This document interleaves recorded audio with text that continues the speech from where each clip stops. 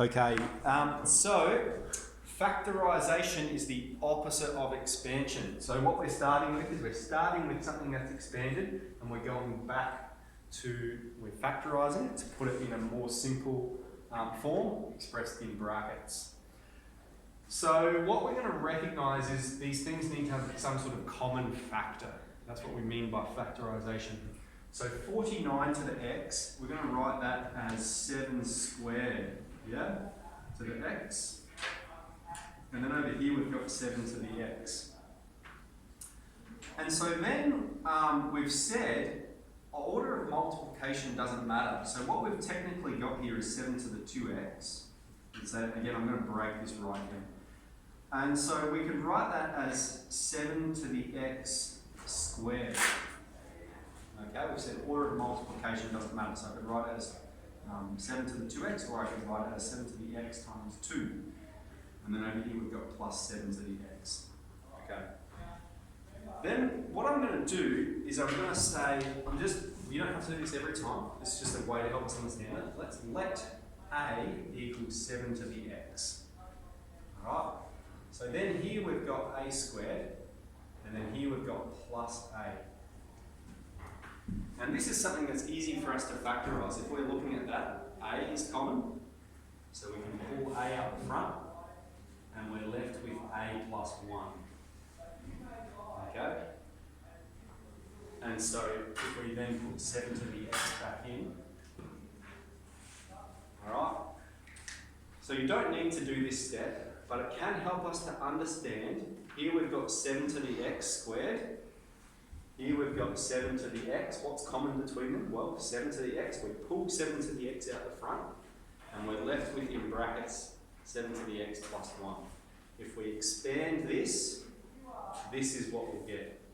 And even up here, that's what it expands to. Okay, so if this part helps, let a equal, use it. Okay, we will definitely use it up here with this last example. It does get a bit hard. Okay, 3 to the n plus 3 to the 2. What we're going to do here is we're going to recognise what that means is they've got 3 to the n times 3 to the 2. Alright, because they have the same base and they've added those powers together to get n plus 2. Okay, so that's that first part, and then we've got plus 3 to the n. And this one's quite easy for us to factorise. We can see 3 to the n and 3 to the n are both common. So we're going to pull that out the front. And we're going to be left with, in brackets, 3 squared plus 1. Okay, which is 9 plus 1, which is 10.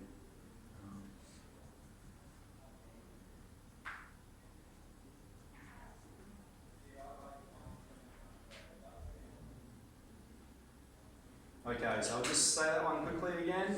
N plus 2, we recognise that is 3 to the n times 3 to the 2. And we looked at these two terms and said 3 to the n is common. Let's pull that out the front. We're left with 3 squared plus 1 in brackets.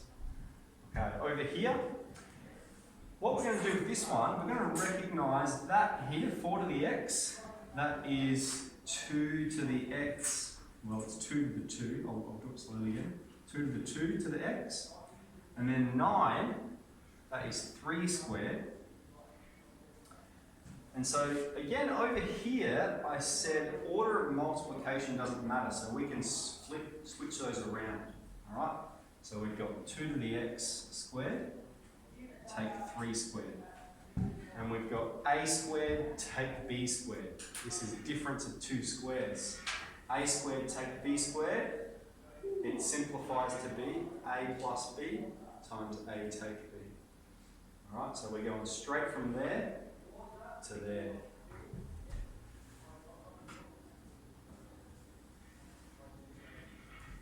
Okay.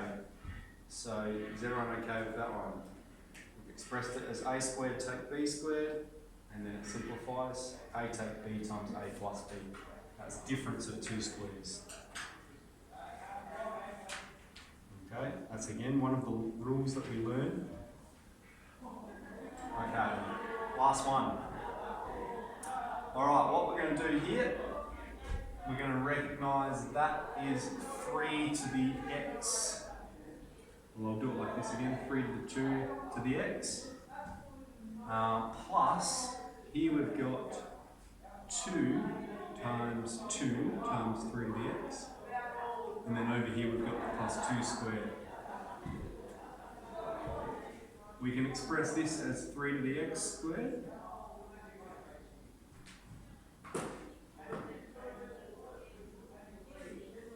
Okay.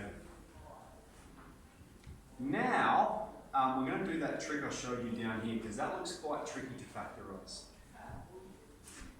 Let a equal 3 to the x. Then what we have is a squared plus 2 times 2 times a plus 2 squared. Alright, so if we're thinking of quadratics, we've got a squared plus 2b times a plus b squared.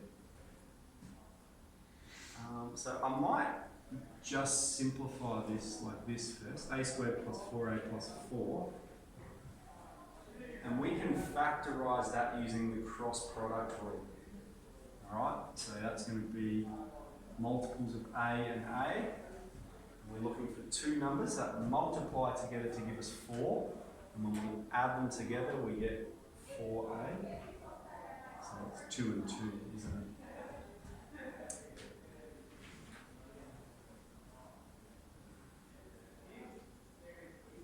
Okay, when we add those together, we've got 4a. And so this factorises to look like this, but a is 3 to the x. So it's 3 to the x plus 2 squared. Okay, let me break that one down again for you. So we've recognised that's 3 to the x squared.